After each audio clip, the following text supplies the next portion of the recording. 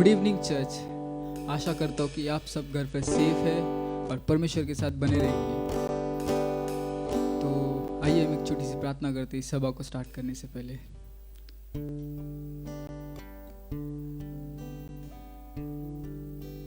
धन्यवाद देता हूँ यीशु लॉर्ड, धन्यवाद देना चाहता हूँ लॉर्ड, आपने इस सारे हफ्ते भर हमें संभाला। धन्यवाद देना चाहता हूँ यीशु, आपने हर एक टाइम आपके वचन के साथ हमें रखा। धन्यवाद देना चाहता हूँ लॉर्ड यीशु, जो पास्टर हर एक वीक पूरे वीक में हमें आपके वचन में रखते हैं, आपके मनन करने हमें वचन दिए जाते हैं, उसके लिए धन्यवाद यीशु। हर एक टीम के लिए धन्यवाद देना चाहता हूँ लॉर्ड, जो इतने एफर्ट्स डाल रहे हैं हर एक चीज़ में, टेक्निकली हो गया, वर्ड्स में हो गए लॉर्ड यीशु, उनके जीवन के लिए धन्यवाद देना चाहता हूँ लॉर्ड। हमें और बहुत कुछ सिखाइए, ऐसी प्रार्थना करता हूँ यीशु। हर एक लोगों को लॉर्ड पिता परमेश्वर इस बीमारी से दूर रखना यीशु लॉर्ड। ये हमारी आशा है लॉर्ड कि आप हमें इस बीमारी से एक दिन ज़रूर पूरा दूर रख दोगे लॉर्ड यीशु, पूरा ये जड़ से निकाल दोगे, इसी ये प्रार्थना है मेरी लॉर्ड यीशु। हम आते हैं लॉर्ड आपके चरणों में इस वीक भी लॉर्ड, इस वीक में हम आते हैं आपके चरणों में। हमें फिर से बहुत कुछ सिखाइए, हमें बहुत कुछ समझाइए लॉर्ड, आपके करीब बुलाइए हमें लॉर्ड यीशु। हम आपको और जानना चाहते हैं लॉर्ड, हमें बुद्धि ज्ञान दीजिए लॉर्ड यीशु, ताकि हम आपको समझ सके यीशु। धन्यवाद देना चाहता लॉर्ड आपके प्रेम के लिए, धन्यवाद देना चाहता हर एक चीज़ों के लिए जो आपने हमें किया लॉर्ड। धन्यवाद देना चाहता हूँ यीशु।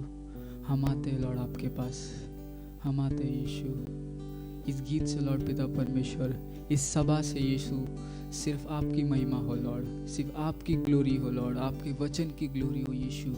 इसी प्रार्थना करता लॉर्ड, इस गीत से लॉर्ड लोगों के मनों को छू लॉर्ड, इस गिटार से यीशु, कीबोर्ड से, ड्रम से, हमारे वोकल से लॉर्ड पिता परमेश्वर लोगों के हृदय को छू लॉर्ड। इसी से प्रार्थना करता लॉर्ड, इस गीत की लाइन को लॉर्ड पिता परमेश्वर, आप जो लोग हैं लॉर्ड, जो चर्च में लोग हैं लॉर्ड, जो चर्च में डिसाइपल्स हैं लॉर्ड, उनके मनों को छू लॉर्ड। इसी प्रार्थना करता लॉर्ड, धन्यवाद देना चाहता लॉर्ड, धन्यवाद। आते हैं हम आपके चरणों में यीशु, धन्यवाद।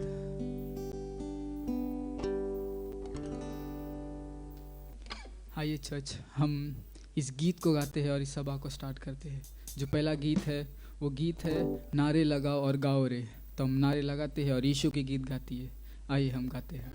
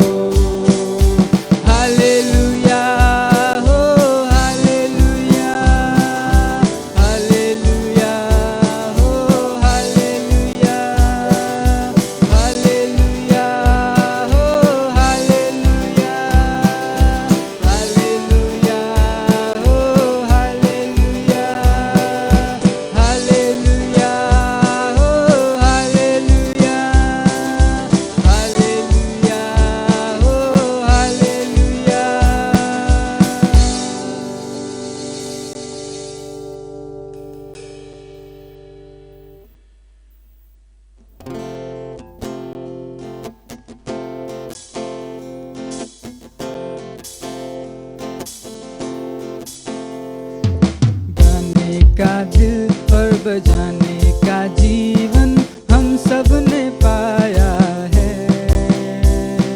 हम सब ने पाया है।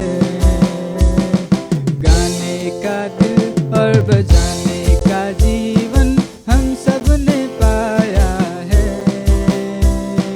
हम सब ने पाया है। खुशी ये कैसी अनोखी, खुशी ये कैसी अनोखी, दिल में यीशु आ गया, दिल में यीशु आ गया। गाने का दिल और बजाने का जीवन हम सब ने पाया है, हम सब ने पाया है। जिस व्यक्ति ने यीशु को पाया, जिस व्यक्ति ने यीशु को पाया, उसका जीवन बदल गया है, उसका जीवन बदल गया है, उसका जीवन बदल गया है, उसका जीवन बदल गया है। गाने का दिल और बजाने का जीवन हम सब ने पाया है, हम सब ने पाया है। गाने का दिल और बजाने का जीवन हम सब ने पाया है, हम सब ने पाया है। जिस व्यक्ति ने विश्वास किया, जिस व्यक्ति ने विश्वास की, वो यीशु का बेटा बन गया, वो यीशु का बेटा बन गया, वो यीशु का बेटा बन गया, वो यीशु का बेटा बन गया। गाने का दिल और बजाने का जीवन हम सब ने पाया है, हम सब ने पाया है। गाने का दिल और बजाने का जीवन हम सब ने पाया है, हम सब ने पाया है।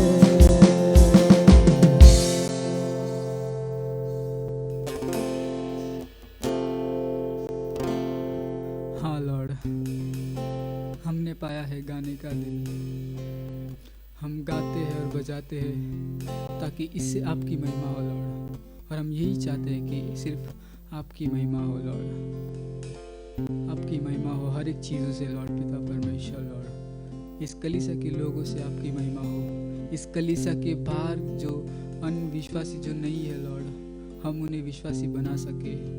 हम सिर्फ उसे विश्वासी नहीं बना सके, लेकिन यीशु हम उसे सच्चे राह पर चला सके, उनको सच बता सके, उनके मनों को छू सके लॉर्ड, उन्हें बता सके कि इस संसार में एक ही राजा है जो स्वर्ग में है अभी भी, जो हमारे साथ खड़ा है हर पल हर वक्त।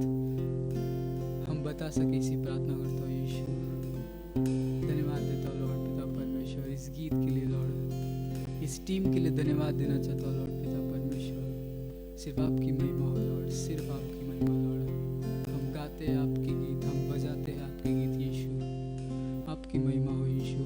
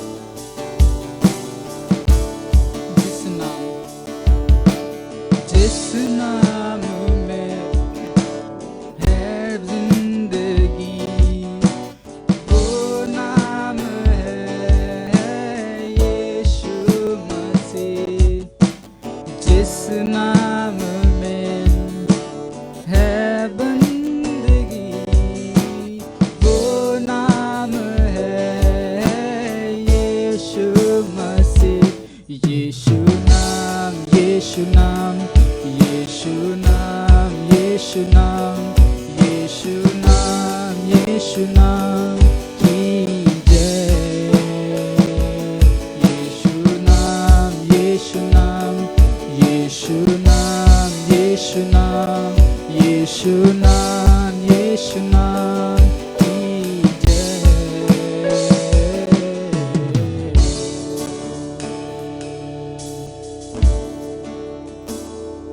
यीशु नाम में मिलती है क्षमा, यीशु नाम में मिलती है शिफा, यीशु नाम में मिलती है कृपा, यीशु नाम में करना दुआ, यीशु नाम में मिलती है क्षमा, यीशु नाम में मिलती है शिफा, यीशु नाम में मिलती है कृपा, यीशु नाम में करना दुआ, यीशु नाम, यीशु नाम, यीशु नाम, यीशु नाम,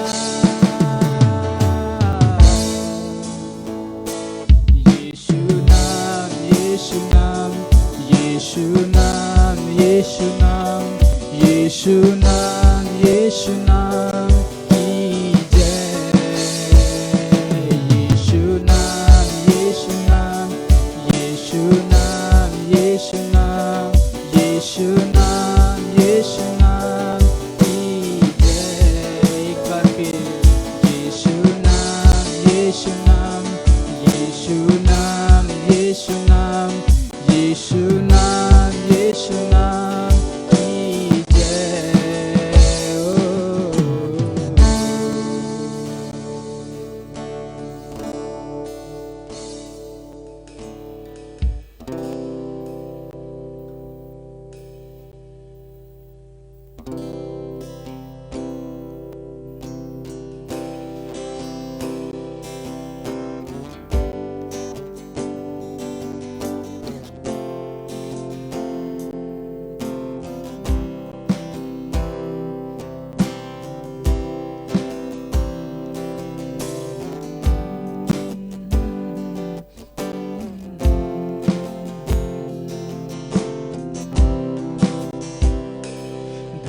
धन्यवाद के साथ स्तुति गाऊंगा, हे यीशु मेरे खुदा। उपकार तेरे है बेशुमार, कोटि कोटि स्तुति। धन्यवाद के साथ स्तुति गाऊंगा, हे यीशु मेरे खुदा। उपकार तेरे है बेशुमार, कोटि कोटि स्तुति। योग्यता से बढ़ के दिया है अपनी दया से तूने मुझे। योग्यता से बढ़ के दिया है अपनी दया से तूने मुझे।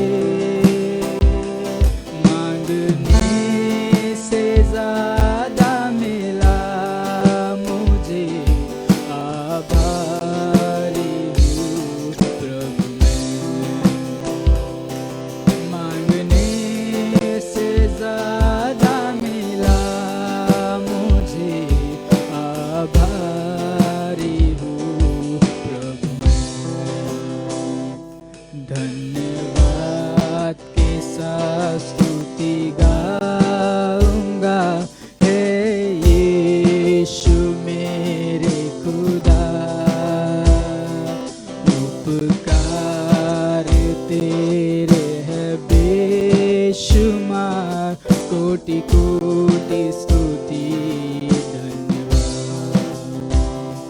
तू है सच्चा जिंदा खुदा, है तुझ पर ही भरोसा मेरा।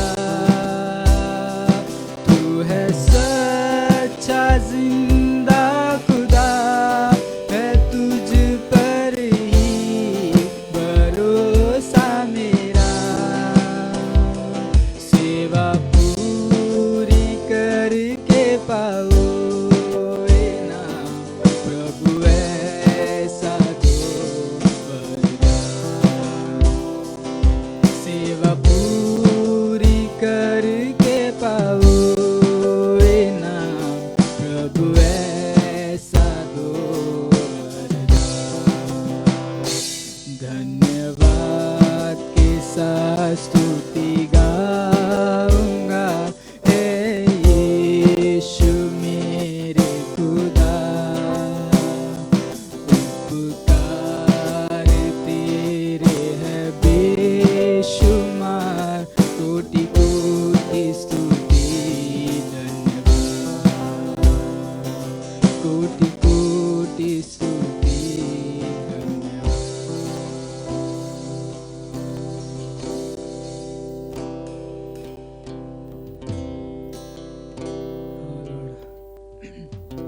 हाँ लॉर्ड, कोटि कोटि धन्यवाद यीशु।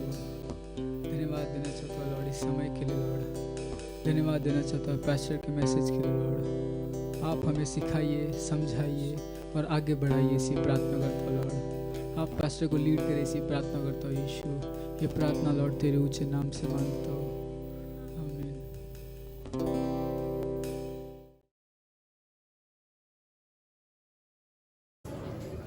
Good evening church. इस हफ्ते के अनाउंसमेंट जो है, जो हम करते आ रहे हैं, अनुग्रह की शिष्यता, जो कि ट्यूसडे को होगी शाम 6 बजे से 6:50 तक। और ये क्लास हमें लीड करेंगे पास्टर अतुल, जो कि वीडियो क्लास होगा।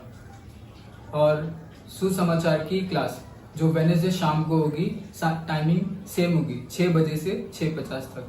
जो ये क्लास भी हमें पास्टर अतुल लीड करेंगे और ये क्लास भी वीडियो क्लास होगी। और जो गुरुवार को हमारी प्रार्थना सभा होती है, वो रेगुलर होती रहेगी, शाम 7 बजे से कंटिन्यू होगी। और हमारा संडे सर्विस हिंदी में 5 बजे रेगुलर होगा।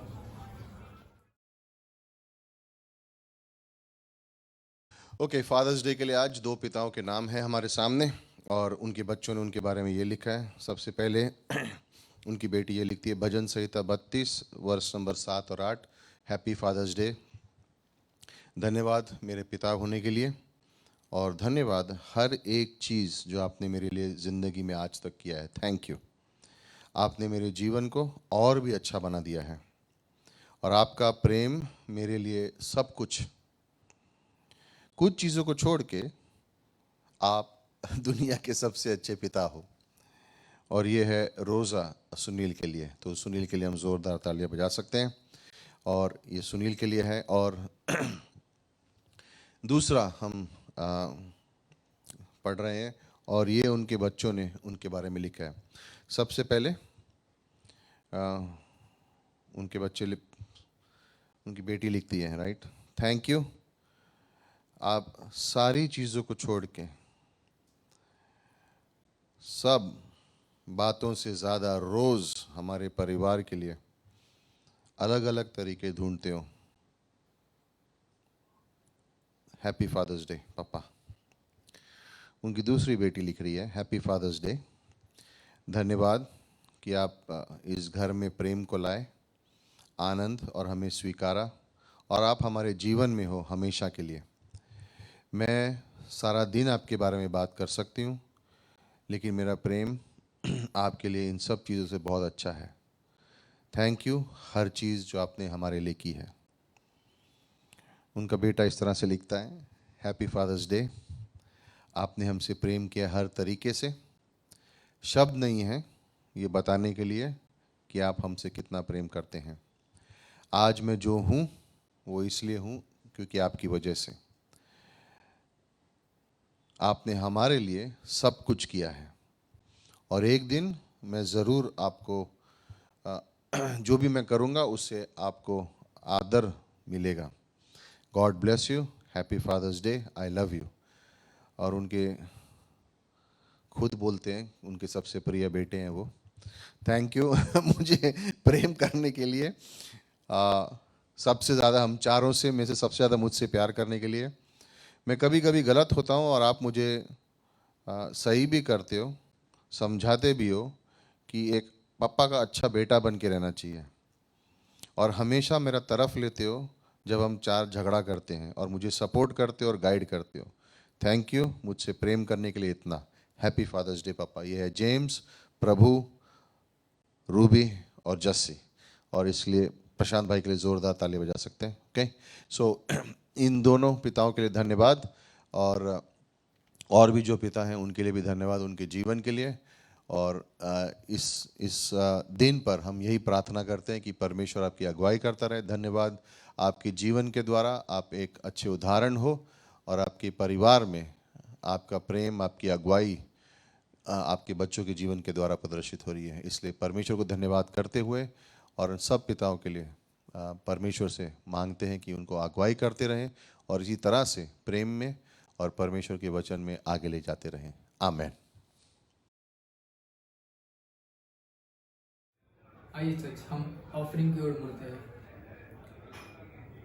ये वचन मैं आपसे शेयर करना चाहूँगा, जो है भजन संहिता 27, जो कहता है, प्रभु मेरी ज्योति है और मेरा उद्धार है, तो मैं किससे डरूं?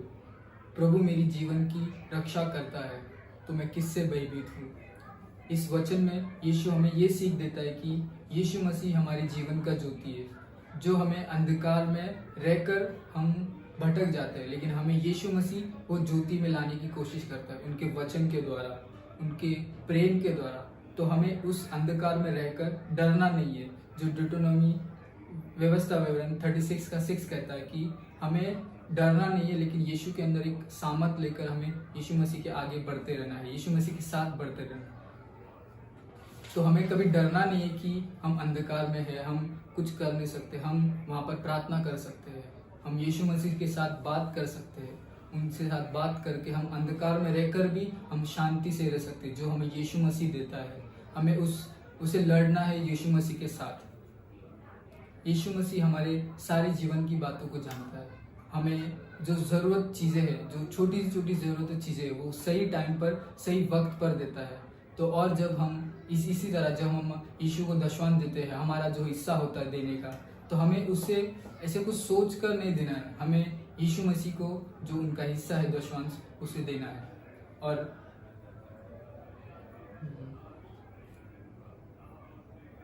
और इसी तरह जब हम यीशु को हमारा हिस्सा देते हैं, तो हमें यीशु मसीह उसे मल्टीप्लाई करके हमारी सारी खुशियाँ, हमारी जो जो ज़रूरत चीज़ें हैं, जो हर एक चीज़ हमें ज़रूरत है, वो सही टाइम पर यीशु मसीह हमें देते हैं।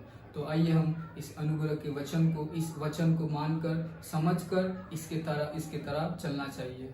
तो आइए हम एक छोटी सी प्रार्थना करते हैं और इस मैसेज को एंड करते हैं, छोटी सी मैसेज को। धन्यवाद देता हूँ यीशु लॉर्ड, धन्यवाद देना चाहता लॉर्ड इस मैसेज के लिए लॉर्ड पिता परमेश्वर। ये जो छोटा सा मैसेज था लॉर्ड पिता परमेश्वर, आपके मैसेज लॉर्ड कभी छोटा नहीं होता लॉर्ड। भले वो एक वर्ड होता है, लेकिन यीशु उस वर्ड पे आपने इतना इम्पैक्ट दिया है कि हमें पूरा जीवन सिखा देता है यीशु मसीह लॉर्ड। आप हमारा उद्धार करते हो लॉर्ड पिता परमेश्वर, आप हमारे जीवन की ज्योति हो लॉर्ड पिता परमेश्वर। हमारे जीवन में बहुत कुछ सिखाया है, उसके लिए धन्यवाद देना चाहता हूँ यीशु लॉर्ड। इस मैसेज को लॉर्ड पिता परमेश्वर आपके हाथों में सौंपता हूँ। पास्टर के मैसेज को लॉर्ड पिता परमेश्वर आपके हाथों में सौंपता लॉर्ड। इस सारे टाइम को लॉर्ड पिता परमेश्वर, इस सर्विस के टाइम को लॉर्ड पिता परमेश्वर आपके हाथों में सौंपता हूँ।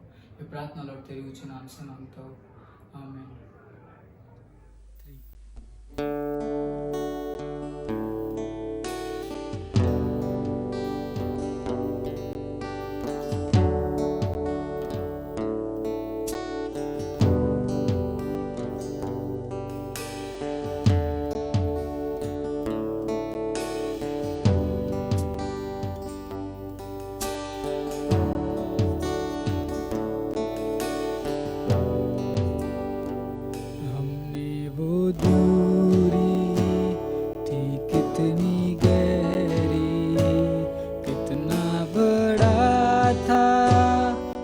फासला मायूस हो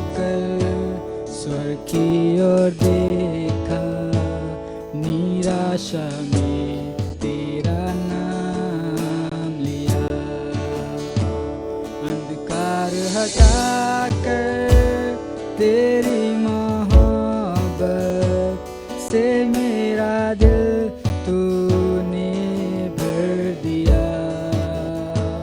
पूरा हुआ सब लिखा गया, यीशु मसीह तू है आशा मेरी।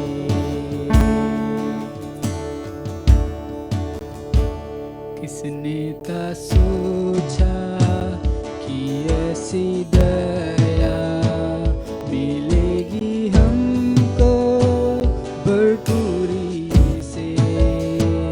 युगों का राजा महिमा को छोड़कर अपनाया मेरे शर्म और गुनाह।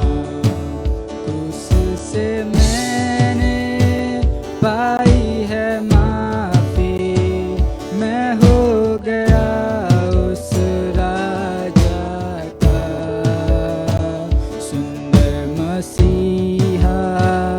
अब मैं हूँ तेरा यीशु मसीह, तू है आशा मेरी। हालेलुया, प्रभु तेरी स्तुति हो।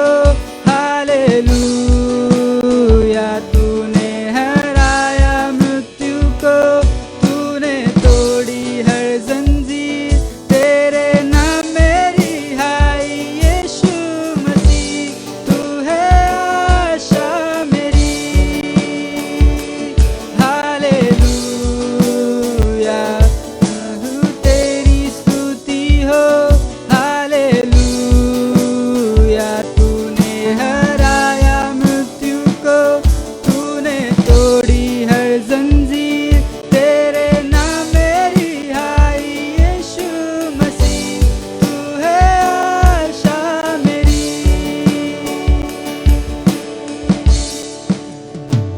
आई वो सुबह, वादा पूरा हुआ, बेजान शरीर ने फिर सांसें ली।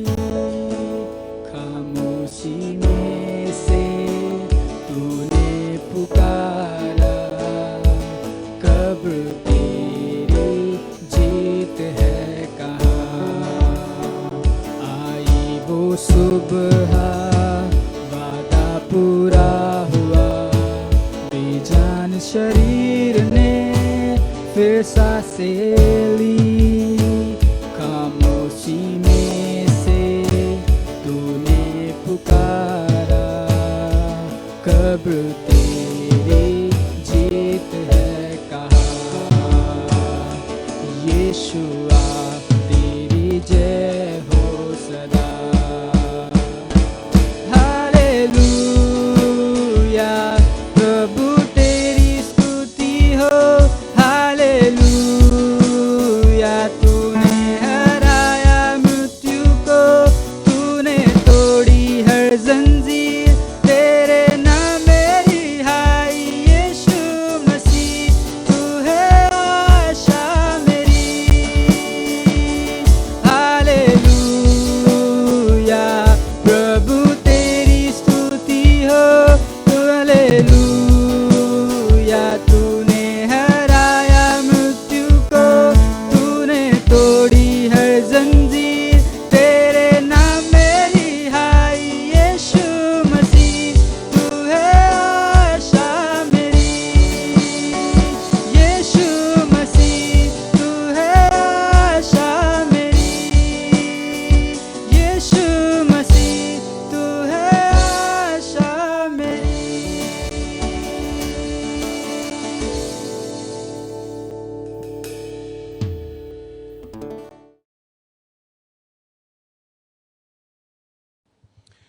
Good evening church. और आज फादर्स डे है और उसके लिए हमने जो पिताओं को आदर किया, उनके जीवनों के लिए धन्यवाद। और जितने भी पिता हैं, दादा हैं और होने वाले पिता हैं, उन सब के लिए धन्यवाद।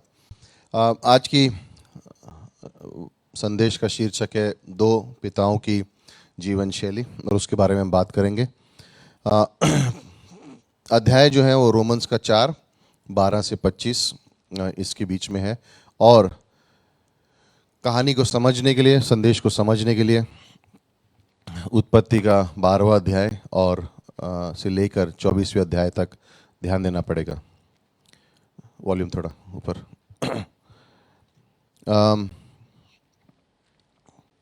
जो दो लोगों के बारे में हम बात करने वाले हैं, जो उदाहरण देने वाले संदेश के लिए, जो दो पिता हैं, एक धार्मिक यानी अब्राहम और दूसरा भी लूत है, लेकिन उसका उदाहरण उसके जीवन से किसी के जीवन में बदलाव नहीं लेके आता, तो उसके बारे में बात करेंगे।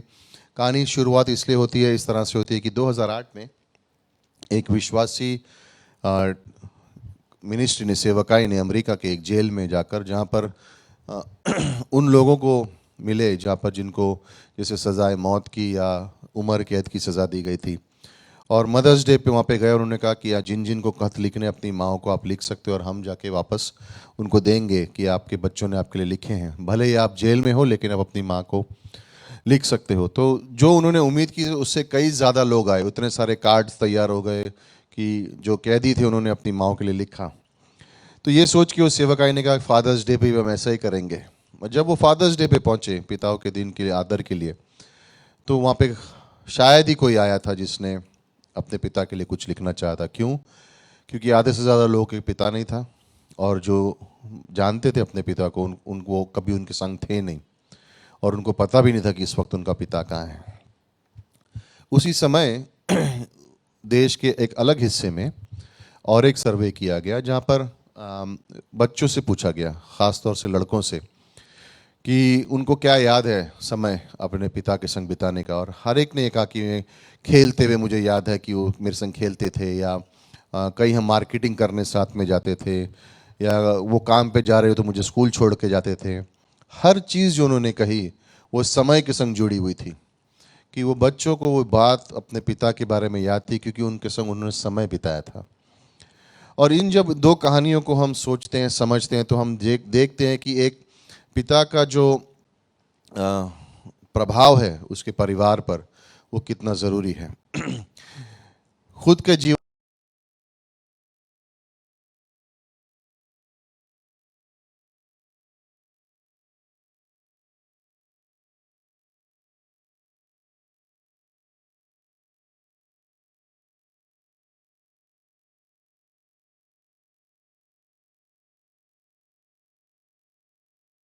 और फिर उसके जीवन के द्वारा दूसरों के जीवन में देख सकते हैं।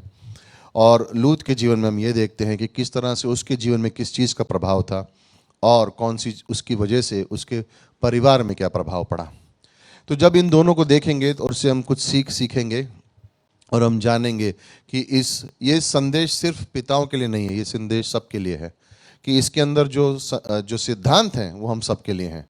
लेकिन जब हम प्रचार कर रहे हैं तो इन दो व्यक्तियों को लेकर, इनके जीवन के उदाहरण को ले रहे हैं। ठीक है, सो आइए प्रार्थना करें कि परमेश्वर धन्यवाद आज के इस दिन के लिए, समय के लिए धन्यवाद कि जो विषय के बारे में और जो लोगों के बारे में हम सीखते हैं वो एक उदाहरण हो हमारे जीवन के लिए, और हम जान जाएं कि सही चीज़ क्या है और गलत चीज़ से किस तरह से दूर रहना है।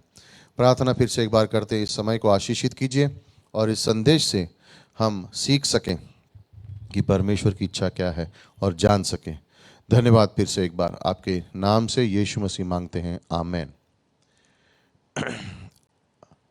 हर देश अपने अंतरिक्ष में सैटेलाइट भेजता है, और सैटेलाइट से हम देखते हैं, जैसे हमको सैटेलाइट टीवी यानी केबल टीवी और ये सब चीज़ें देख सकते हैं, इंटरनेट, और मौसम कि अगर तूफान आ रहा है नहीं आ रहा है, इस सब की जानकारी मिलती है। लेकिन वो सैटेलाइट इसलिए भी अंतरिक्ष में भेजी जाती है कि दुश्मन पे नज़र रखने के लिए, दुश्मन देश क्या कर रहे हैं उनकी तस्वीरें खींची जाती हैं, और फिर इस देश को भेजी जाती हैं, और फिर उनको पता है कि खतरा कहाँ है, अगर कोई गलत करने की कोशिश कर रहा है तो उससे सावधानी कैसे बरतनी है। तो ये अंतरिक्ष में भेजी जाती है सैटेलाइट्स, इतना खर्चा करके, ये दिखाने के लिए, सावधान रहने के लिए कि अगर खतरा कहाँ से है तो उससे हम सावधान कैसे रह सकें, हार ना सकें, जीत हमें प्राप्त हो। घर में पिता का वो कार्य है कि जब वो परमेश्वर से सुनता है, क्योंकि वो घर का मुखिया है, तो घर में परमेश्वर से उसको सुनना है, और फिर अपने परिवार को संभालना भी है, और उसकी तरीके से तैयार भी करना है। जहाँ पर पिता नहीं है वहाँ पर परमेश्वर उस घर का मुख्य बन जाता है और वो अगुवाई करता है, और जो भी उस घर में है वो परमेश्वर से स्वीकार करते हैं। कलीसिया एक स्थान है जहाँ पे हर एक के लिए आत्मिक एक पिता परमेश्वर ने तैयार किया हुआ है, अगुवा तैयार किया हुआ है जो उनको अगुवाई कर सकता है। सो हर जगह पे परमेश्वर ने अपने चित्र को और अपनी उपस्थिति को रखा हुआ है ताकि अपने लोगों को वो सही मार्ग पे ले जा सके। यूहन्ना 8:44 में एक और पिता है जो झूठ का पिता है, और वो है शैतान। यीशु मसीह ने उसके बारे में कहा, क्योंकि और ये शैतान जो है इसकी योजना ये है कि वो किसी के लिए अच्छा नहीं चाहता है, वो सिर्फ झूठ बोलना चाहता है और झूठ में इंसान को गिराना चाहता है कि तेरी दिशा नहीं है, तो कुछ काम का नहीं है, तेरे जीवन का प्रभाव किसी पे पड़ने वाला नहीं है, अपने लिए जी, परमेश्वर के लोग और परमेश्वर के लिए जीने की ज़रूरत नहीं है। तो जब हम इन दोनों के बारे में बात करेंगे, अब्राहम और लूत के बारे में, एक का प्रभाव हमारे जीवन पर और उसके परिवार पर, और दूसरे का गलत प्रभाव, और इसके हम फ़र्क क्या है इसके बारे में हम सोचेंगे और कुछ सीख इससे सीखेंगे। शुरुआत हम करते हैं अब्राहम से, और रोमियो के 4 अध्याय में पंक्ति नंबर 12 से 25 में 3 नाम दिए गए अब्राहम को। विश्वासियों का पिता, जो विश्वास की चाल के कदमों में चलते उनका पिता, और कई देशों का पिता। अब्राहम के जीवन में परमेश्वर ने उसे एक वादा दिया था और उसके बाद उसको कई सारे आशीष के बारे में कहा था। यह हमको मिलता है उत्पत्ति के 12वें अध्याय में 1 से लेकर 3 तक। ये यहाँ पर क्यों दिखाया गया है? पहला पॉइंट है कि इंसान परमेश्वर के वादों पर विश्वास से जी सकता है। अब्राहम के जीवन के लिए कोई बड़ी योजना नहीं है, पहले से उसको बताया नहीं गया, सिर्फ उसको कहा गया विश्वास से चल, और अब्राहम विश्वास से चलता है। और ये इसलिए दिया गया बाइबल में हमें दिखाने के लिए कि आज ये संभव है हर विश्वासी के लिए विश्वास से चलना, उस विश्वास की दौड़ में दौड़ना, परमेश्वर पे भरोसा करके अपने जीवन को बिताना, ये संभव है। अब्राहम की कहानी इसलिए दी गई है। सोचिए ना, संसार की रचना के बारे में 3 अध्याय हैं, लेकिन अब्राहम के जीवन के बारे में 12 अध्याय हैं। परमेश्वर कुछ कहने की कोशिश कर रहा है, परमेश्वर कुछ सिखाने की कोशिश कर रहा है कि विश्वास उसको प्रसन्न करता है। जब परमेश्वर अब्राहम के पास आता है तो उसे 3 चीज़ें करने के लिए कहता है। यहाँ पे लिखा है, यहोवा ने उससे कहा, अपना देश, अपनी जन्मभूमि और अपने पिता के घर को छोड़कर उस देश में चला जा जो मैं तुझे दिखाऊंगा। कहाँ था वो देश? पता नहीं। क्या नाम था वो देश का? पता नहीं। कैसे पहुंचेगा? परमेश्वर की आवाज़ सुन के। क्या उसको देखा है उसने पहले? नहीं। प्रेरित 7 में पढ़ते हैं तो पता चलता है कि अब्राहम ऊर नामक जगह का था, और ऊर में चांद की पूजा की जाती थी, और शायद अब्राहम चांद की पूजा करने वालों में से था, धनवान था, सब कुछ था उसके पास, लेकिन परमेश्वर की आवाज़ उसने सुनी। और ये हमारे लिए बहुत ज़रूरी है कि हम अपने जीवन में जहाँ हम जाना चाहते हैं वहाँ पे नहीं जाते, जहाँ परमेश्वर हमें ले जाता है वहाँ पर हम जाते हैं। परमेश्वर की आज्ञा है, लेकिन उसके साथ उसके आशीष भी हैं। और हम सिर्फ वो लोग नहीं हैं कि जो सिर्फ सुनते हैं और दूसरे कान से निकाल देते हैं। हम वो लोग हैं जो सुनते हैं, भरोसा करते हैं, और जिस तरह से परमेश्वर ने कहा उसके अनुसार हम चलते हैं। अब्राहम के पास परमेश्वर आया, उसने कहा अपने देश को छोड़, अपने जन्मभूमि को छोड़ और अपने पिता के घर को छोड़। और कहने का मकसद क्या है कि ये नहीं कह रहे हैं कि आप अपना घर छोड़ के चले जाओ, ये नहीं कह रहे कि आप अपना देश छोड़ के चले जाओ। इसके आत्मिक संसार में इसके क्या नियम हैं? हाँ, अब्राहम के लिए फिजिकली उसको छोड़ के जाना पड़ा, लेकिन हमारे लिए यहाँ पे हमें क्या सिखाया जा रहा है कि पिता का घर यानी क्या? हमारा पुराना जीवन, हमारी लालसाएं, हमारी सोच, हमारा घमंड, हमारी इच्छा कि मुझे धन कमाना है, मेरी इच्छा कि मेरा नाम होना चाहिए, मेरी इच्छा कि मेरा नाम बड़ा होना चाहिए, लोग मुझे जाने, मुझे पहचाने, ये सब चीज़ें हैं यहाँ पे। मेरी पुरानी एम्बिशन, मैं ये करना चाहता हूँ, मैं वो बनना चाहता हूँ। परमेश्वर कह रहा है इन सब बातों को छोड़ और मेरे पीछे हो ले विश्वास से। लेकिन क्या ये चीज़ें मुझे मिलेंगी जब मैं परमेश्वर के पीछे चलूँ? शायद नहीं, लेकिन उससे बेहतर मिलेंगी। और यहाँ पर परमेश्वर से कह रहा है छोड़ दे, संसार की चित्र को छोड़ दे, क्योंकि ये संसार का हाकिम शैतान है और वो चाहेगा कि तुम इस संसार में बने रहो और अपने लिए जियो। फिर उसे कहा गया अपनी जन्मभूमि को छोड़ दे। अपने स्थान को छोड़ दें। जन्मभूमि का कहने का मतलब है कि अपने रिश्तेदार जो उसके आसपास के लोग थे वो सोच रहे होंगे तो ऊर में सब कुछ तो है, ये छोड़ के जाने की क्या जरूरत है। धन है तेरे पास, घर है तेरे पास, और ये सब छोड़ के कहाँ जा रहा है? कनान। और वहाँ पे क्या है? परमेश्वर ने कहा मैं तुझे दिखाऊंगा। ये कहानी इसलिए लिखी गई है, कलीसिया में आप लोग को बताना चाह रहा हूँ कि ये कहानी इसलिए लिखी गई है कि ये दिखाना है, परमेश्वर हमें दिखाना चाह रहा है कि परमेश्वर पर भरोसा करके, विश्वास करके जीना आज भी संभव है। उसके वचनों को सुनकर, उसकी वादों को जानकर आज भी हम जी सकते हैं। और परमेश्वर किसी का कर्जदार नहीं है कि अगर तुम उसकी सेवा करो तो वो तुम्हें छोड़ देगा, त्याग देगा, इस्तेमाल करके छोड़ देगा। नहीं। जब उसको कहा कि जन्मभूमि छोड़ के जा, परमेश्वर ये कह रहा था कि क्या मेरी बुलावट तेरे अपने जीवन से ज़्यादा ज़रूरी है? और यही सवाल आज हमारे लिए भी है, सिर्फ पिताओं के लिए नहीं लेकिन सबके लिए। क्या परमेश्वर की बुलावट हमारे जीवन में मान्य रखती है? क्या परमेश्वर की बुलावट हमारे जीवन में ज़रूरी है? क्या इसे हम सीरियसली लेते हैं, या लोग जो कहते हैं वो हमारे लिए ज़्यादा ज़रूरी है? क्योंकि संसार में लोग कहेंगे अपने लिए जियो, अपना नाम करो, पढ़ाई करो, कमाओ, और जब समय अंत में आएगा, जब कुछ रिटायर होगे तब सेवा सब करना। हम ये नहीं कह रहे कि पढ़ाई मत करो, मेहनत मत करो, लेकिन हम ये कह रहे हैं कि जो परमेश्वर ने बुलावट दी है उसे पूरा करो, उस पर ध्यान दो। फिर उससे कहा गया अपने पिता के घर को छोड़। और उसका मतलब, कहने का मतलब क्या है कि हमारा पुराना पापी स्वभाव आदम को छोड़, आदम की लालसाओं को छोड़, आदम के कार्य को छोड़। आदम क्या करता है? पुराना पापी स्वभाव क्या करता है? अपने आप पर निर्भर है, अपनी क्षमता पर निर्भर है, अपने गुणों पर निर्भर है, अपने दिखावे पर निर्भर है। और परमेश्वर कह रहे सबको छोड़ो, परमेश्वर पर निर्भर हो। अगर आज के जीवन में, संसार में हमें उदाहरण बनना है तो सबसे बड़ा उदाहरण ये बन सकते हैं कि हम परमेश्वर की आवाज़ को सुनते हैं और विश्वास से उसके पीछे हो लेते हैं, क्योंकि यही प्रभाव हम अपने जीवन से छोड़ना चाहते हैं। क्या उससे ज़्यादा ज़रूरी क्या होगा? क्योंकि जो भी प्रभाव हम अपने जीवन से कर रहे हैं और जिस तरह से हम जी रहे हैं, लोग देख रहे हैं, बच्चे देख रहे हैं, घर में देख रहे हैं, घर के बाहर लोग देख रहे हैं कि क्या हमारा उदाहरण है।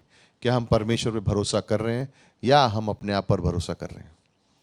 क्या परमेश्वर की बातें हम पर हमारे लिए ज़्यादा ज़रूरी हैं या हमारे मित्रों की और हमारे रिश्तेदारों की बातें ज़्यादा ज़रूरी हैं? क्या विश्वास हमारे जीवन में है या हम सोच रहे हैं कि जैसा मेरी मर्जी होगी वैसा मैं जीऊँगा? आपके जीवन से जो प्रभाव आपके परिवार पे पड़ता है उसके लिए आप जिम्मेदार हो। किस तरह से आप जीना चाहोगे?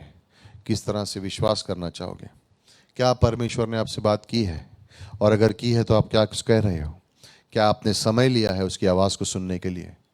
क्या आपने समय दिया है उससे बातचीत करने के लिए? ये ज़रूरी बातें हैं। अब्राहम के जीवन में एक कमांड है, एक आज्ञा परमेश्वर ने दी है, लेकिन 7 आशीष बताए गए हैं। 7 आशीष बताए गए हैं।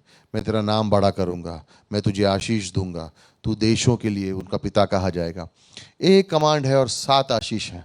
और ये हमारे लिए जानना ज़रूरी है कि परमेश्वर जब भी हमें बुला रहा है उसके पीछे एक मकसद है, उसके पीछे एक कार्य है। कैसे जाने हम इस मकसद को? कैसे जाने उसकी इच्छा को? जब हम रोज़ दिन ब दिन परमेश्वर के संग चलेंगे तो जल्द ही उसके बताए गए स्थान पर भी पहुंच जाएंगे। लेकिन ज़रूरी क्या है? रोज़ उसके संग चलना। क्या हम रोज़ परमेश्वर के संग चलते हैं? और अगर हम नहीं चल रहे हैं तो हमारे जीवन से क्या प्रभाव छोड़ रहे हैं? क्योंकि आने वाला वंश वही करेगा जो उसने देखा है। आने वाला वंश वही करेगा जो उसने देखा है। और जहां पर भी वो देखे,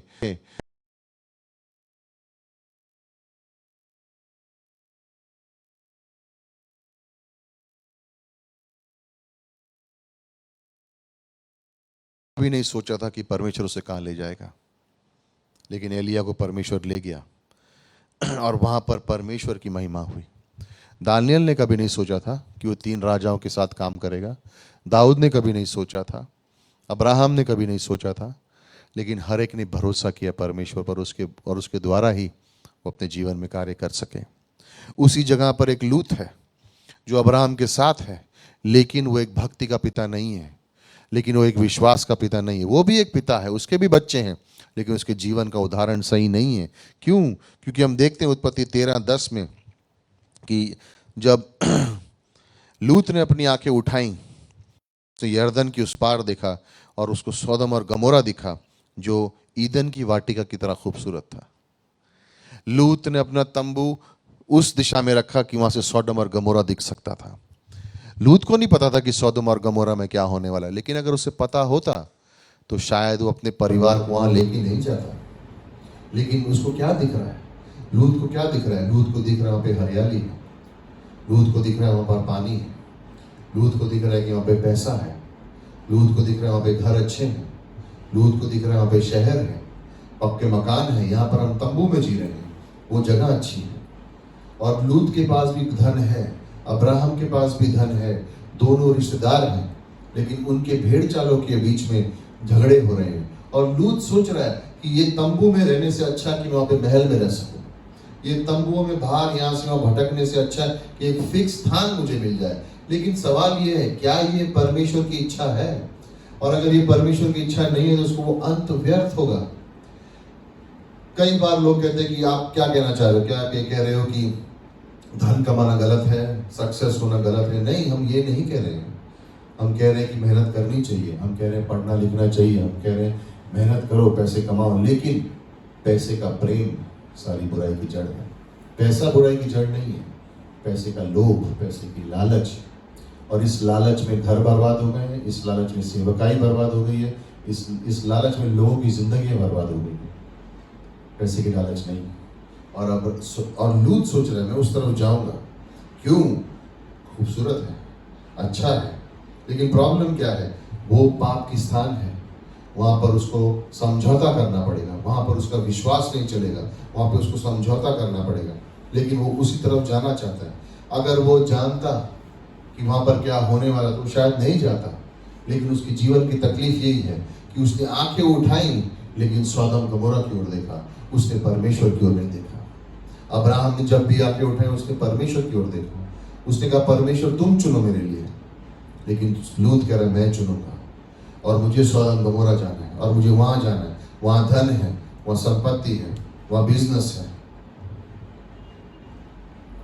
भजन संहिता 37:25 में दाऊद लिखता है, मैं जवान था, मैं बूढ़ा हूं, लेकिन मैंने आज तक कभी धर्मी को भीख मांगते हुए नहीं देखा और उसके बच्चों को रोटी के लिए खटखटाते नहीं देखा। जब हम विश्वास से चलते हैं और परमेश्वर को पहले रखते हैं, परमेश्वर हमारी जरूरतों को पूरा करता है। क्या ये हो सकता है कि विश्वासी के जीवन में कि वो अब्राहम की जगह लूत की तरह चलने लग जाए? हाँ, हो सकता है। अगर हम अपने आप को सावधान न रखें, अपने आप को बचाए ना रखें संसार से और संसार की लालसाओं से, तो ये आसान है कि हम इसमें गिर सकते हैं, ये आसान है कि जाल में फंस सकते हैं। और शैतान झूठ का पिता है और वो हमें ये झूठी लालसाएं देगा कि ये जगह सेफ है, सुरक्षित है, अपने बारे में सोचो। हाँ, हमें सोचना है, लेकिन हमें पहले परमेश्वर को रखना है। और जब हम परमेश्वर के राज्य की खोज पहले करेंगे, सारी बातें वो हमारे जीवन में जोड़ देगा। सारी बातें यानी सारी बातें। शैतान कुछ नहीं जोड़ता, शैतान सिर्फ लेता है, वो लेने वाला है, उसके अंदर लालसा है। परमेश्वर देने वाला है, वो हमेशा देता है। विश्वास मार्ग हमेशा ऊपर जाता है, परमेश्वर के संग समझौता करने वालों का जीवन हमेशा नीचे की ओर जाता है। और आज भले ही हम पिता हैं या पिता नहीं भी हैं या आगे जाके पिता बनेंगे, चाहे कुछ भी हो, विश्वास का जीवन वो मार्ग है जहां पर हमें परमेश्वर मिलेगा और परमेश्वर हमारी अगुवाई करेगा। भरोसा है परमेश्वर पर और उसके वादों पर, कोई जबरदस्ती नहीं है। वो एक विश्राम है हमारे जीवन में कि हम जानते हैं जिसने बुलाया है वो पूरा करेगा। नीति वचन की किताब में कई बार ये शब्द सुनते हैं हम, मेरे पुत्र मेरी आवाज़ सुन, मेरे पुत्र मेरी आवाज़ सुन। क्या कहना क्या चाह रहा है लिख बोलने वाला? एक पिता है जो अपने बच्चे से कह रहा है, भूलना मत जो मैंने सिखाया है। दाऊद ने सुलेमान को सिखाया, परमेश्वर ने सुलेमान को सिखाया। सुलेमान को बहुत कुछ याद रहा, लेकिन जिस दिन सुलेमान ने भूलना शुरू किया, 700 पत्नी और 300 वेश्याएं, दूर चला गया परमेश्वर से। गवाही खो दी, मेरे पुत्र मेरी आवाज़ सुन। सो ये पहला पॉइंट था कि विश्वास से जीना संभव है। दूसरी जगह पे हम देखते हैं जो अब्राहम और लूत के जीवन से मेन चीज़ दिखती है कि गलतियां दोनों से हुई, लेकिन एक अनुग्रह से परमेश्वर के पास वापस गया और दूसरा कभी पलटा नहीं। क्या अब्राहम ने गलतियां की? ऑफ कोर्स अब्राहम ने गलतियां की, लेकिन उसके जीवन से आशीष भी निकला। और जब अब्राहम ने गलतियां की तो उसने उसके संग बात की, उसने किस तरह से अपने जीवन को बिताया, वो हमेशा परमेश्वर के पास वापस गया। लेकिन जब लूत ने गलतियां की तो उसने क्या किया? वो कभी भी परमेश्वर के पास नहीं गया और वो अपने जीवन की शैली में जीता रहा, और आगे जाके उसके जीवन से जो प्रभाव हुआ वो और भी बुरा हुआ। और उसके बारे में हम देखेंगे इस दूसरे पॉइंट में कि किस तरह से अब्राहम ने भी अपने विश्वास में गिरा, लेकिन फिर से परमेश्वर के पास आया। और यहां पर मुझे याद आती है बात, तो हम कह सकते हैं प्रार्थना के बारे में, कि जब हम यीशु मसीह के पीछे चलने वाले बनते हैं तो जैसे कहते हैं हमारी गाड़ी कभी न्यूट्रल में नहीं हो सकती है। या तो हम यीशु की ओर हैं या उसके विरुद्ध हैं, या तो यीशु जो कह रहा है वो कर रहे हैं या तो नहीं कर रहे हैं। हम बीच के रास्ते में नहीं हो सकते, संभव ही नहीं है। आधे सच्चाई से जी नहीं सकते, या तो उसके लिए हैं या उसके विरुद्ध हैं। दो में से एक ही बातें हो सकती हैं। और अब्राहम के जीवन में ये प्रार्थना, ये परमेश्वर के पास वापस आना, अंगीकार करना, ये उसकी जीवन की शैली थी। वो जब भी उसने गलती की वो वापस परमेश्वर के पास आया। वो दूर नहीं भागा परमेश्वर से, उसके नजदीक गया। मिस्र जाने के लिए कहीं पे लिखा नहीं है कि परमेश्वर से अब्राहम ने बातें की। अपनी बीवी को अपना बहन बताने के लिए कहीं पे लिखा नहीं है कि परमेश्वर से बातें की अब्राहम ने। दोनों जगह पे नहीं की और उसके नतीजे उसको भुगतने पड़े। लेकिन उत्पत्ति 13 में वो फिर से परमेश्वर के पास आता है और दो चीज़ें उसके जीवन से दिखती हैं, एक वेदी और एक तंबू। एक वेदी और एक तंबू। हमारे जीवन में आपको और मुझे हमेशा चुनाव करना पड़ेगा। अब्राहम ने अपना तंबू बेथेल और हाय दो जगहों के बीच में रखा। बेथेल का मतलब है परमेश्वर का घर, और हाय का मतलब है जैसे बर्बादी, वीरान बर्बादी। हमारे चुनाव हम इन दोनों जगह में हमें ले जाएगा। जो हम चुनेंगे या तो परमेश्वर की ओर होगा या परमेश्वर से दूर। परमेश्वर की ओर होगा तो परमेश्वर के घर तक पहुंच जाएंगे, लेकिन परमेश्वर से अलग होगा तो उसका नाश ही होगा। जब जब अब्राहम ने चुनाव किया जो परमेश्वर के विरुद्ध था, उसको उसका भुगतना पड़ा। लेकिन जब उसने गलती की, उसके बाद वो हमेशा प्रार्थना वेदी के पास आकर उसने अपना संबंध परमेश्वर से सही किया और चाल चले। ये वेदी जो है ये शुद्धता के बारे में बात करती है कि जब हमारा मन शुद्ध होगा तो ही हम आराधना कर पाएंगे। आराधना तब होगी जब हमारा मन सच्चा होगा। हम दिखावे के लिए आराधना नहीं करते हैं। सबसे बड़ी आराधना है कि जब आप बाइबल का अध्ययन करते हो तो बाइबल को पढ़ना परमेश्वर की नजर में सबसे बड़ा अध्ययन है, क्योंकि ये उसका वचन है। हम चाहते परमेश्वर हमसे बात करे, किताब खोलो, बात करेगा। अगर बाइबल बंद है और आप सोचो कि परमेश्वर मुझसे बात करेगा, असंभव है। वो अपने वचनों से हमसे बात करता है, इसलिए वचन सुनना जरूरी है। इसलिए विश्वास भी वचन सुनने से आता है, क्योंकि परमेश्वर हमसे बात कर रहा है।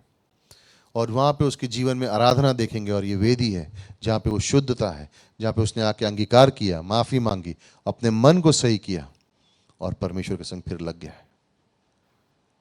और दूसरी चीज उसके जीवन में देखते हैं वो है तंबू। और ये क्या है? ये रोजमर्रा की चाल, रोजमर्रा परमेश्वर के संग चलना। कभी भी अपने जीवन में जरूरतों की वजह से निर्णय मत लेना। इंग्लिश में हम बोलते हैं never make a decision because of needs. मेरी जरूरत है इसलिए मुझे ये करना पड़ रहा है, नहीं। अगर जरूरत है तो पहले परमेश्वर के पास जाना है। और अब्राहम के जीवन में ये दो चीजें दिखेंगी, एक वेदी और एक तंबू। वो इस संसार के लिए नहीं जी रहा था, वो परमेश्वर के लिए जी रहा था। हाँ उसने काम किया, हाँ उसने मेहनत की, हाँ उसने परिवार को तैयार किया, लेकिन उसका दिल स्वर्गीय स्थानों पर था। चाहे कुछ भी करो, लेकिन अच्छे से करो, मेहनत से करो, परमेश्वर को अपना गवाह मानते हुए करो। और उसके लिए जियो। हमारी चाल इस संसार में प्रभाव लेकर आएगी। जिस तरह से आप चलोगे उस तरह से आपका घर चलेगा, जिस तरह से आपका घर चलेगा उस तरह से आपका शहर चलता है, जिस तरह से शहर चलता है उस तरह से देश चलता है। और इसलिए शैतान का सब डे पे चिट्ठी लिखने के लिए है, लेकिन कोई भी अपने पिता को लिख नहीं पा रहा है, क्योंकि उसके पास या तो पिता था नहीं और है तो उसको जानता नहीं। सोचने की बात है कि ये सब लोग इस बड़े बड़े जुर्मों के लिए जेल में अपनी जिंदगी बिता रहे हैं, क्योंकि उनको कोई बताने वाला नहीं था कि इस जीवन में सही तरीके से किस तरह से चलना है। हमारे जीवन में उसका प्रभाव है, हमें उस तरह से जीना है। और जब भी हम देखते हैं विश्वासी जीवन हमेशा आगे बढ़ता रहता है। हम विश्वासी जीवन में कभी थमते नहीं है, रुकते नहीं है। इसलिए आप देखोगे हमेशा अब्राहम यहाँ से वहाँ चल रहा है, जा रहा है, तंबू वेदी, तंबू वेदी, तंबू वेदी, आराधना कर रहा है। परमेश्वर की चाल, जहां परमेश्वर ले जाए, मुझे वहां नहीं जाना जहां मुझे जाना, मुझे वहां जाना जहां परमेश्वर ले जाए। और इसीलिए परमेश्वर ने शायद कलीसिया की स्थापना भी की है, क्योंकि उसका मुख्य परमेश्वर है। और फिर उसने एक पासवान को रखे जो परमेश्वर के हृदय के पीछे आपको चरवाहा देगा, आपकी सुरक्षा करेगा, आपको वचन सिखाएगा, ताकि आप सुरक्षित रह सको। नियंत्रण, कंट्रोल करने के लिए नहीं, पैसे के लोभ के लिए नहीं, लेकिन रक्षा के लिए, समझाने के लिए, सिखाने के लिए कि इस दिशा में परमेश्वर हमें ले जा रहा है और इस दिशा में हमें चलना है। जब तक लूत अब्राहम के साथ है सुरक्षित है।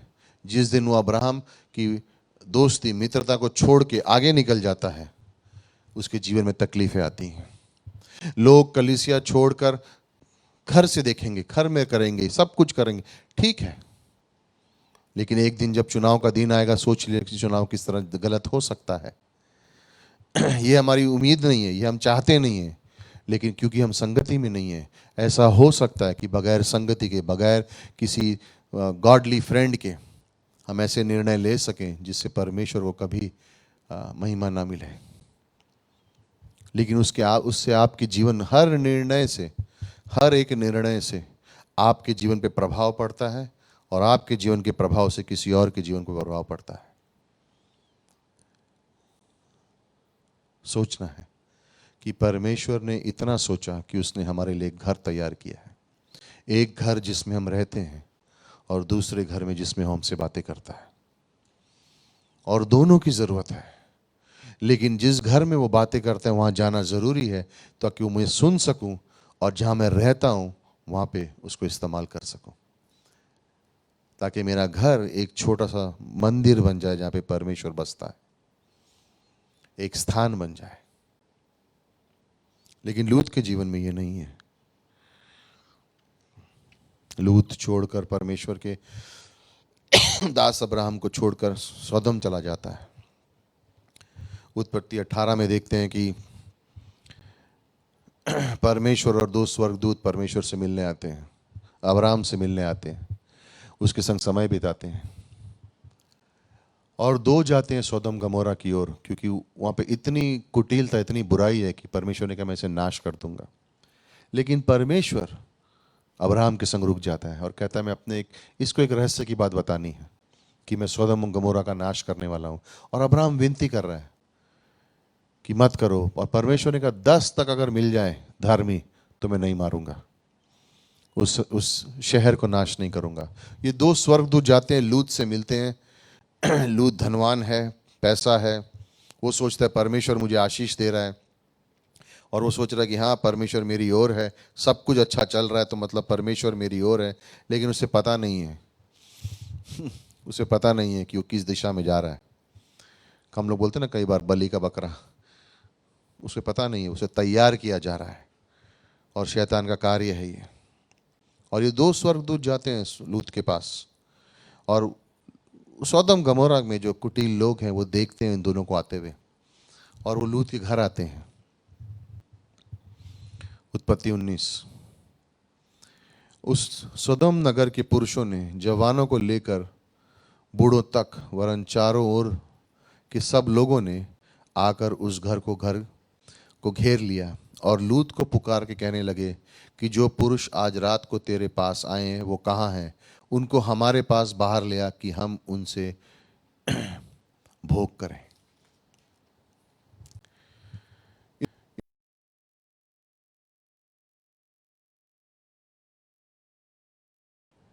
और मेरे भाइयों, हे मेरे भाइयों, ये भाई कब से हो गए तेरे? ये भाई कब से हो गए तेरे? जिस दिन तूने सोदम की ओर अपना तंबू बताया, उस दिन तुझे नहीं पता था तू कहाँ जा रहा है लूत, लेकिन अब तू उस स्थान पर पहुंच गया है जहाँ पर वो इतनी बुराई पे आ गए हैं, लेकिन तू कह रहा है मेरे भाइयों। और उसके बाद क्या कहता है लूत? मेरे पास 2 कुंवारी बेटियां हैं, किसी मनुष्य ने उनको छुआ नहीं है, इनको ले लो, लेकिन इन 2 मेरे मेहमानों को छोड़ दो। मैं सोच रहा हूँ उसकी बेटियां उसके बारे में क्या सोच रही होंगी, उसके घर वाले उसके बारे में क्या सोच रहे होंगे। किस प्रकार का प्रभाव है इस पिता की ओर से? ये प्रभाव कि जो लोग दुष्टता बुराई करने आ रहे हैं उनको ये भाई बोल रहा है, और अपनी बेटियों को दे रहा है, और उनको अब कह रहा है कि मेरी बेटियों के संग जो चाहे कर लो। लाइक कहाँ से आई ये सोच? संसार से, शैतान से। लेकिन निर्णय कब हुआ था? जब मैंने तंबू लगाया था सोडम की ओर, और थोड़ी देर के बाद मैं सुदम पहुंच गया। लूत कह रहा है मैं सोदम पहुंचा, वहाँ पे मैंने दोस्त बनाए, फिर उनकी बात जिस तरह से वो जीते हैं उस तरह से जीने लगा, जिस तरह से वो बोलते हैं उनकी तरह बोलने लगा, जिस तरह से वो बातें करते हैं उनकी तरह बातें करने लगा। जब वो गंदे जोक बोलते तो मैं भी गंदे जोक बोलने लगा, जब वो बुरी चीज़ें देखते थे तो मैं भी उनके संग देखने लगा, क्योंकि मैं सोचता हूँ वो एक जैसे ही, हम सब एक ही हैं, हम एक ही परिवार के हैं। लेकिन ये कहाँ से आ रही है सोच? क्यों ये आ रही है सोच? उस जगह से जहाँ नर्क की सोच है ये, और यहाँ पर परमेश्वर की बात कहीं पर भी नहीं हो रही है। और यही तकलीफ है कि संसार में पाप इसी तरीके से चलता है, थोड़ा थोड़ा करके शुरू होता है। जानते हैं कोढ़ किस तरह से शुरू होता है? इस उंगली पे एक छोटा सा दाग आता है, सफ़ेद दाग, और कोढ़ी उस तरह से आस्ते आस्ते करके वो सब जगह पूरे शरीर में फैलता है, और इंसान को कोढ़ हो जाता है, और फिर उसकी उंगलियां, हाथ, पैर गिरने शुरू हो जाते हैं। क्यों? पाप उस तरह से है। शुरुआत छोटी होती है, लेकिन समय की दो, और उस समय के बाद उसका फल जरूर मिलेगा। और लूत यहाँ पर संसार की बातें करने लग गया है।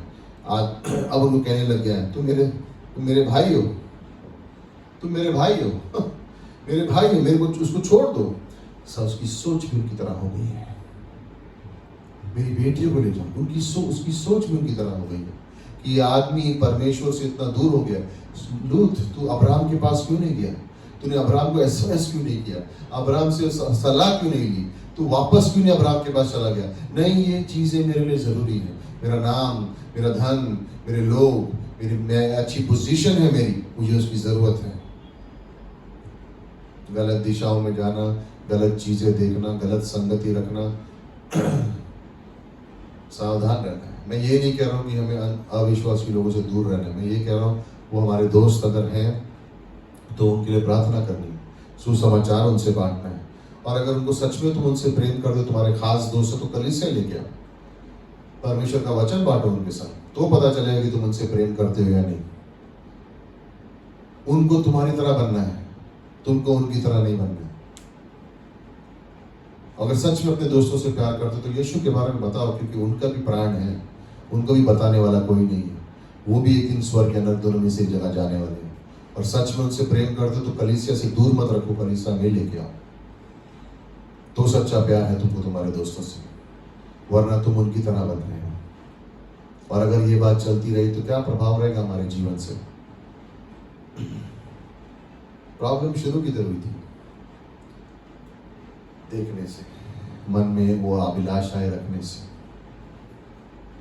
दूसरी बात ये है, कोई बात नहीं, अगर गलतियां हुई है तो वापिस आओ, परमेश्वर के दिल में बहुत अनुग्रह है, वो तुम्हें माफ करेगा, नया जीवन देगा, नए मौके देगा, और उसको इस्तेमाल करो।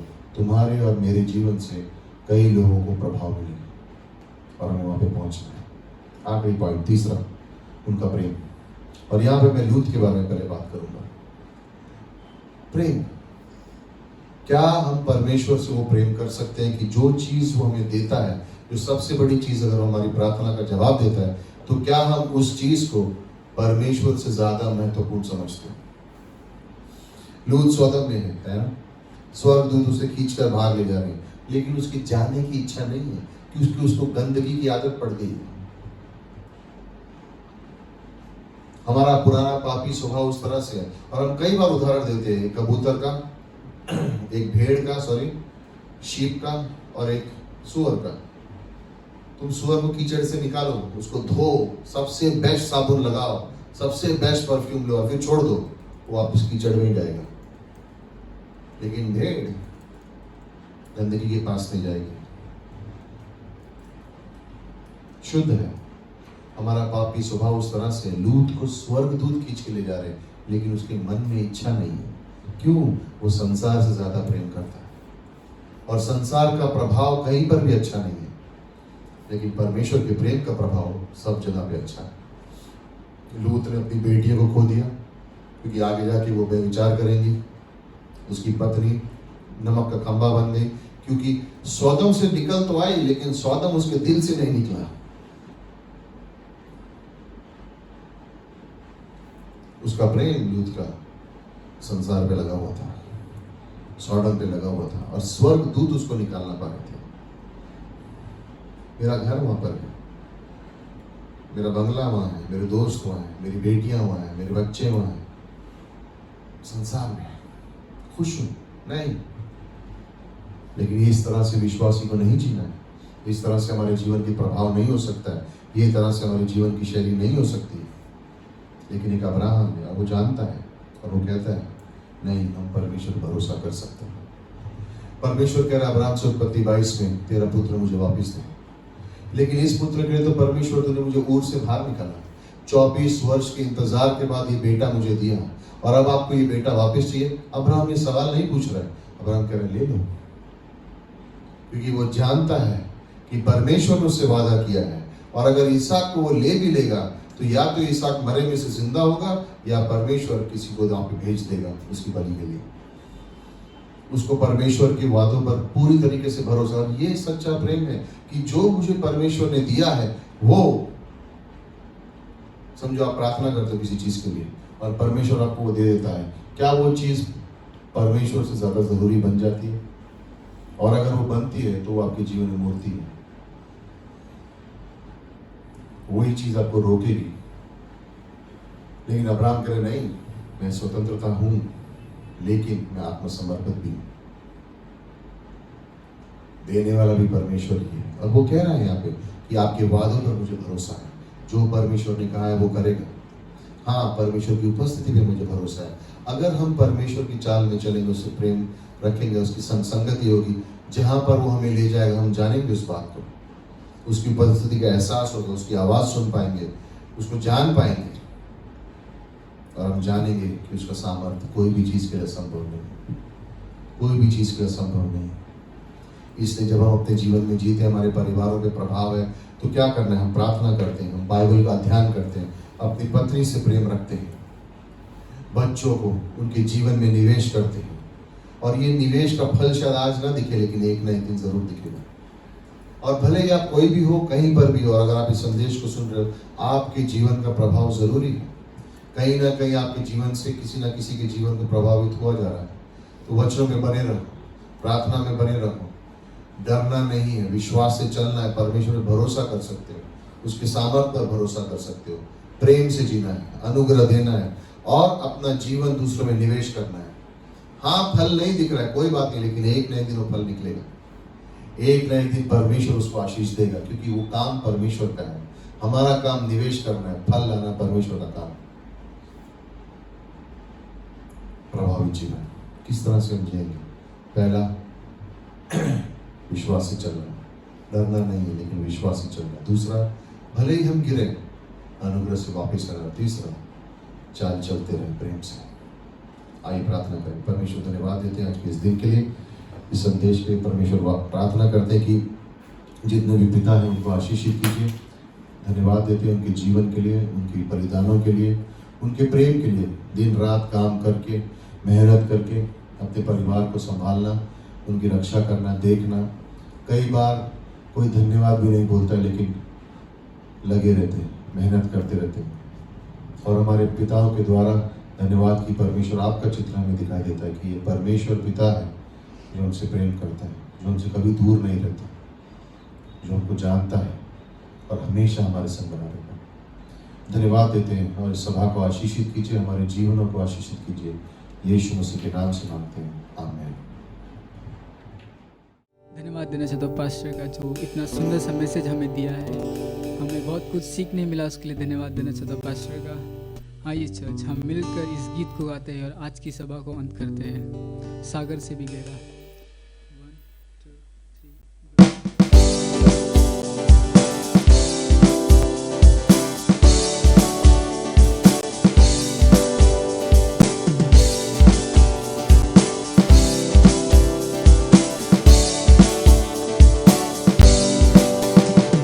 सागर से भी गहरा, पर्वत से भी ऊंचा, तारों से भी ज्यादा प्यार है तेरा। सागर से भी गहरा, पर्वत से भी ऊंचा, तारों से भी ज्यादा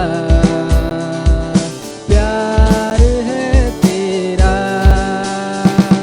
प्यार है, तुझसे ही प्यार है। प्यार है, तुझसे प्रभु। प्यार है, तुझसे ही प्यार है। प्यार है, तुझसे यीशु। हालेलुया, हालेलुया, प्यार है तुझसे। हालेलुया, हालेलुया, प्यार है तुझसे।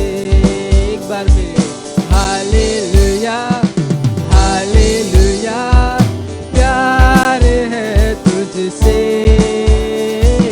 हालेलुया, हालेलुया, प्यार है तुझसे।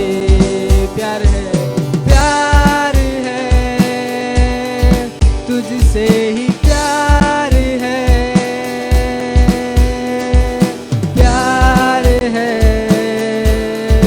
तुझसे प्रभु।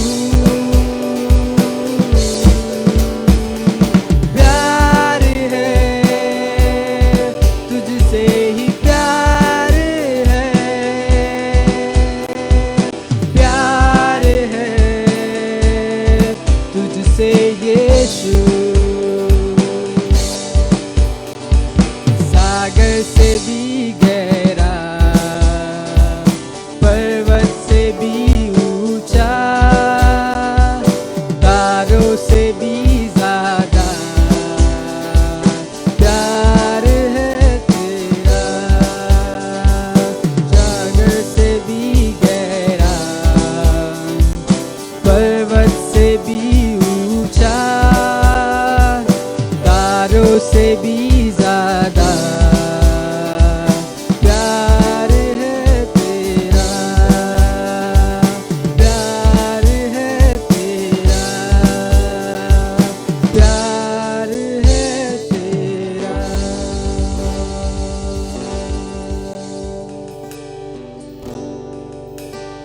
धन्यवाद यीशु लॉर्ड, धन्यवाद देना चाहता हूँ लॉर्ड।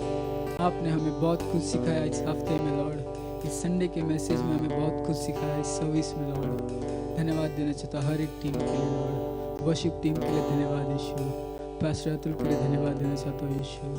आगे के हफ्ते भर के टाइम को लॉर्ड हम आपके हाथों में सौंपते हैं यीशु। मेरी प्रार्थना लॉर्ड तेरे ऊंचे नाम से मांगता हूँ, आमीन।